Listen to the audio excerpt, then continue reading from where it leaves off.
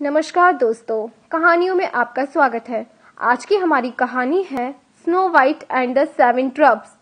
कहानी स्टार्ट करने से पहले मैं आप सबसे रिक्वेस्ट करूंगी कि प्लीज मेरे चैनल को लाइक करिए, सब्सक्राइब करिए। तो let's please start our story. यह बेहद पुरानी बात है। एक राज्य की रानी सर्दियों के समय खिड़की के पास बैठकर कुछ सिल रही थी। अचानक सुई उसकी उंगली में चुभ गई और रानी के हाथों से रक्त का कतरा पास की बर्फ पर जा गिरा। इस घटना को देख रानी के मन में एक ख्याल आया कि काश मेरी एक बेटी होती जिसका रंग इस बर्फ की तरह ही सफेद होता, उसका होठ रक्त के कतरे से भी लाल होता और बाल काली घटाओं से। कुछ समय बाद ही रानी की बेटी हुई और वो ठीक वैसी ही थी जैसी उन्होंने कल्पना की थी, इसीलिए उसका नाम रखा गया स्नो वाइट। कुछ समय बाद रानी की मृत्यु हो गई और समय बीतने के बाद राजा ने दूसरी शादी कर ली। वो नई रानी भी बेइंतहा खूबसूरत थी। रानी के पास एक जादुई आईना था जिससे वो रोज पूछती थी कि बता इस दुनिया में सबसे सुंदर कौन है। क्योंकि वो आईना कभी झूठ नहीं बोलता था तो वो हमेशा कहता, आप ही सबसे सुंदर हो रानी। यह सुन रानी बहुत खुश होती थी। समय बीतने के साथ साथ स्नो वाइट की खूबसूरती और भी निखरने लगी। एक दिन ऐसा आया जब जादुई आईने ने रानी की बजाय जवाब दिया, जग में सबसे सुंदर है स्नो वाइट। रानी स्नो वाइट से जलने लगी। रानी ने अपने सबसे खास और करीबी सिपाही को बुलाकर आदेश दिया कि स्नो वाइट को दूर जंगल में ले जाकर मार डालो। सिपाही स्नो वाइट को ले तो गया पर उसे मार नहीं पाया। मासूम स्नो वाइट पर उसको दया आ गई और उसने स्नो वाइट को रानी की असलियत बताकर उससे दूर रहने को कहा। स्नो वाइट को जंगल में जिंदा ही छोड़कर वह सिपाही एक जंगली जानवर का दिल ले आया सबूत के तौर पर। स्नो वाइट यहाँ वहां भटकती रही कि तभी उसकी नजर एक छोटे से घर पर पड़ी। वो घर एकदम बच्चों के जैसा था। वो घर था 7 बोनों का। स्नो वाइट ने देखा वहां खाना भी है, वाइन भी है। उसे भूख भी लगी थी। इतने छोटे छोटे बर्तन और चीजें उसे आकर्षित कर रही थी। स्नो वाइट ने खाना खाया, वाइन भी, और सो गई। जब बौने घर लौटे तो सब कुछ अस्त व्यस्त देखकर सोच में पड़ गए। फिर उनकी नजर स्नो वाइट पर पड़ी।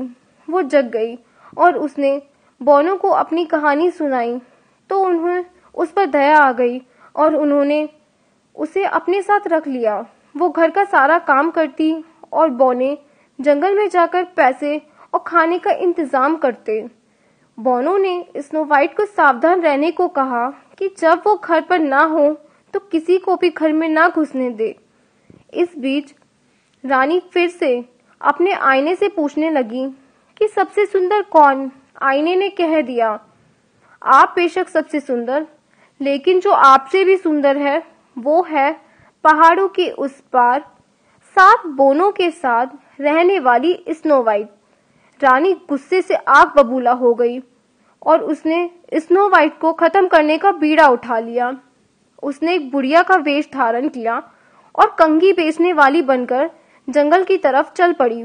स्नो वाइट को देखकर उसने कहा, ये ले लो बेटी, मैं तुम्हारे लिए लाई हूँ। मैं तुम्हारे बाल संवार कर दिखाती हूँ। जैसे ही उसने स्नो वाइट के बालों में कंघी किया, स्नो वाइट बेहोश होकर गिर पड़ी क्योंकि वो कंघी जहरीली थी।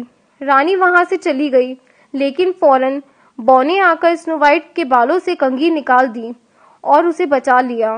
रानी फिर आईने से पूछती है, आईना वही जवाब देता है। रानी फिर किसान की बीवी का रूप धारण करके आती है। वे अपनी टोकरी में जहरीले सेब लेकर आती है। वह सेब खास तौर पर उसने खुद तैयार किए होते हैं, जिससे यह साबित होता है कि जो भी इसे चखेगा वो स्लीपिंग डेट में चला जाएगा। रानी स्नो वाइट की बहुत तारीफ करती थी। ये कहती थी कि ले बेटी, मैं तेरे लिए मीठे सेब लाई हूँ। इतने मीठे सेब हैं कि कोई जो भी खाएगा वो इनके बिना रह नहीं पाएगा। आज सुबह से मेरी बिक्री भी नहीं हुई है, ले ले बेटी। स्नो वाइट सतर्क थी। उसने दरवाजा नहीं खोला, लेकिन वो बार बार आग्रह करने लगी। फिर उसने एक सेब के 2 टुकड़े करके दिखाए। एक जहरीला था और दूसरा सादा था। रानी ने सादा टुकड़ा खाकर दिखाया कि इतना रसीला सेब है। स्नो वाइट को लगा कि सच कह रही है, लेकिन उसे चखते ही स्नो वाइट बेहोश होकर गिर पड़ी। रानी हंसते हुए वहां से चली गई। स्नो वाइट ऐसी अवस्था में चली गई जहां आमतौर पर उसके शरीर के अंग क्रियाशील नहीं थे। बोनो ने उसे बचा नहीं सके। जब उन्हें लगा कि स्नो वाइट मर गई है, वे फूट फूट कर रोने लगे। स्नो वाइट को देखा, वह एकदम फ्रेश लग रही थी। उनका मन नहीं करा कि उसे जमीन में दफना दें, इसीलिए उन्होंने कांच के बॉक्स में उसे सुला दिया और लिख दिया, यह अनमोल है।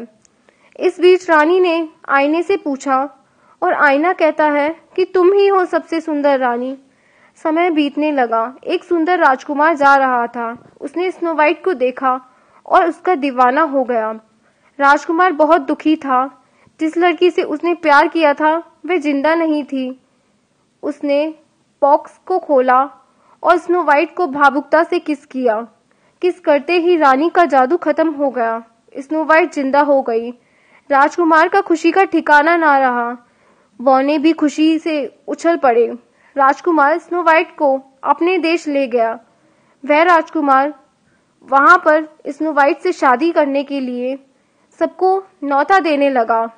उसकी शादी में उसने बोनो को भी बुलाया और रानी को भी।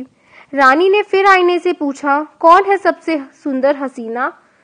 तो आईने ने कहा, सबसे हसीना और सबसे सुंदर तो आप ही हो, पर आपसे सुंदर वो नई रानी।